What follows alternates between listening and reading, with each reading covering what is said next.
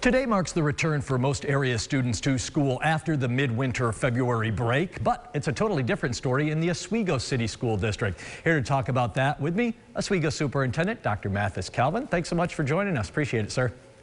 Thank you.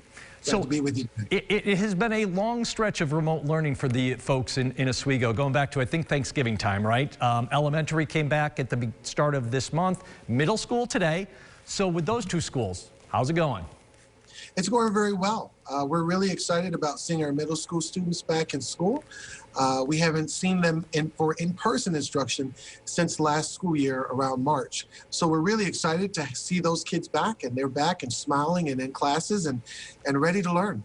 Our elementary students are also back with us again today, but today we're adding additional days on to the time that our elementary students are coming to school.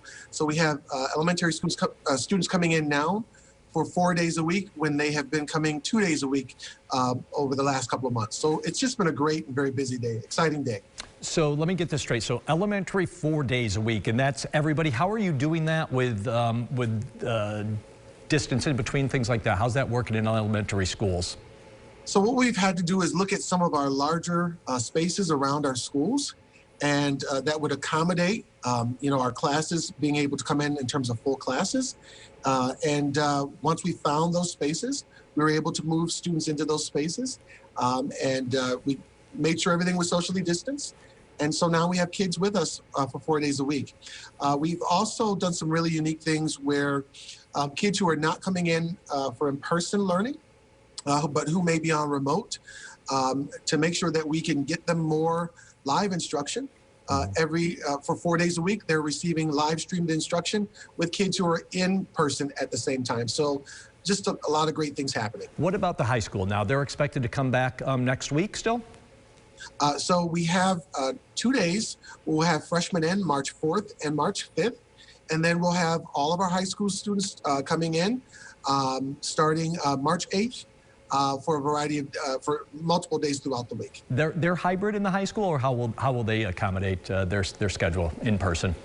So all of our students who are in person, regardless of if you're in person or if you're on remote, we will be live streamed. So students will all be together one way or the other, whether they're in person or whether they are being taught remotely.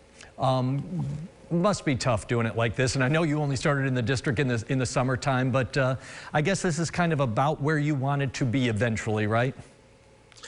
Yes, certainly.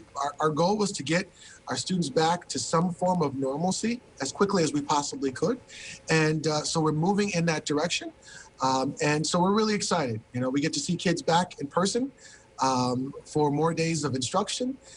And we have a little bit more that we'd like to do, so we're taking it one step at a time, but we're moving in the right direction.